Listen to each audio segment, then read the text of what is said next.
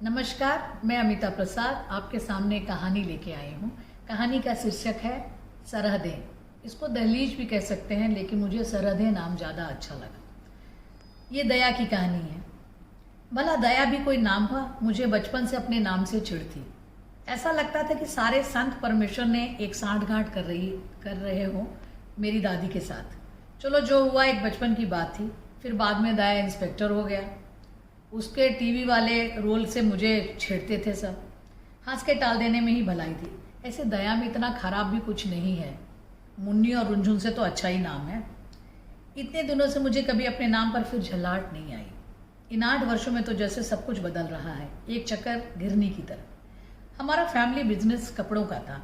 भरा पूरा घर, चाचा, ताऊ, चाची, भाई, चचेरी बहनें, चचेरे भाई, भाभियाँ। दादाजी तो तस्वीरों में थे, लेकिन दादी का बहुत रौब था।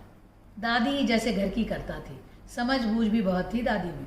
व्यापार में घाटा हो जाए तो दादी की एक फेवरेट पंक्ति थी, जाहे विधि राखे राम, तहे विधि रहिए। इस वाक्य में बहुत सुकून है। ईश्वर की इच्छा को अगर हम सर्वोपरि मान लें तो फिर सब कुछ स्वीकार कर सकते हैं।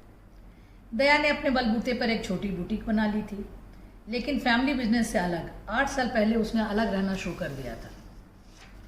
इस आज़ादी में भी बड़े शांति थी, किसी की तिरछी नजरों का सामना नहीं। तभी उसकी मुलाकात पार्थ से हुई। पार्थ अपनी बहन के साथ बुटीक में आया था। अनमना सा बैठा था, जैसे कोई सजा मिली हो। ऐसे आधे मर्द होते ही ऐसे हैं, झूठी मूठी तारुफियों के साथ। आधों को तो फर्क भी नहीं पड़ता कि आपने साड़ी पहनी है या सलवार। दया को अक्सर हंसी आती थी ऐसे लोगों के साथ, लेकिन ऐसे लोग बहुत जल्दी मान जाते हैं, एक हड़बड़ी में कुछ भी खरीद लेते हैं। फिर पार्थ का आना जाना बढ़ गया। दादी ने मना किया था, पंजाबी है, उनके बोलने खाने का अलग तरीका है। दादी, आजकल सब कुछ यूट्यूब पर चलता है, सब खाना यूट्यूब का ही खाते हैं। सब हंस पड़े थे। शादी के 1-2 सालों तक तो सब ठीक रहा। पार्थ के टायर की दुकान थी। अचानक चीन के ज़्यादा सामान आने लगे तो दुकान बंद करने की नौबत आ गई। पार्थ और दया ने मिलकर एक इवेंट मैनेजमेंट कंपनी खोल ली और सब कुछ ठीक ठाक चल पड़ा। 3-4 सालों में उनकी एक छोटी पहचान बन गई और शायद यहीं से शुरू हुई मुसीबतें। सरहदें बनाना ज़रूरी है, रिश्तों में भी और बिजनेस में भी। सरहदें यानी कि सीमा रेखा, आप कहाँ तक जा सकते हैं। पार्थ में पैसों के मामले की समझदारी नहीं थी, किसी को भी कर्ज दे देता था। हमारे अंतर्मन की सीमा रेखा हमें आगाह करती रहती है कि इसके आगे नहीं जाना।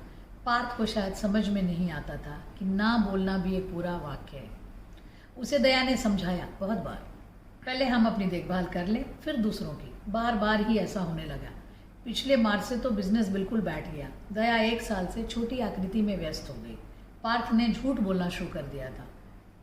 दया समझ नहीं पा रही थी कि इसका अंत कैसे होगा। उसको प्यार से समझाया, गुस्से से कहा।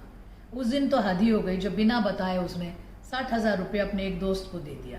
रकम छोटी बड़ी नहीं है, लेकिन ये बात हुई ना कि घर में दाने हैं नहीं, अम्मा चली बुनाने। पिछले मार्च से झगड़े बढ़ ही रहे थे। पार्थ अपनी सरहदों को लांघता ही चला आ रहा था। उसे लगता था कि अब उसे ज़्यादा झुकना नहीं चाहिए। पिछले 3 महीनों से कोई काम नहीं था, कोई आमदनी नहीं। एक ही जगह 2 कमरे के मकान में बैठे रहो। पुरानी गलतियां ढूंढ ढूंढ के निकालने लगा था पार्थ। ऊंचे स्वर और फिर एक ढीठपन। दया को लगता था कि वह मजबूत है अपने मन से, लेकिन रोज रोज की गालियों से उसका मनोबल भी टूटने लगा था। उस दिन हद हो गई। झिड़कियां अब नहीं सह सकती थी वो। पार्थ की गलतियों की सजा अब वो और नहीं सहेगी, मन में तय कर लिया उसने। उसने ऐसा कहा ही था कि पार्थ बिल्कुल पागलों की तरह उसकी तरफ दौड़ा। दया को कुछ सूझा नहीं। उसने अपने आप को बाथरूम में बंद कर लिया। बंद करते वक्त मोबाइल ले जाना नहीं भूली वो। पार्थ दरवाज़ा पीटता रहा। आकृति की आवाज़ को भी उसने अनसुना कर दिया। आज कमज़ोर नहीं बनेगी वो। माँ को फ़ोन कर दिया है। एक संस्था को लेकर माँ आ रही है उसको इस सीमाहीन दलदल से निकालने के लिए। वो कमज़ोर नहीं है, उसे पता है इन सरहदों को पार कर वो वापस मुड़ना नहीं चाहेगी। दया ने सोचा, वो जिंदा रखे जिंदा दिली से जिएगी। जब बहुत अंधेरी रात होती है तभी सितारे ज़्यादा चमकते हैं।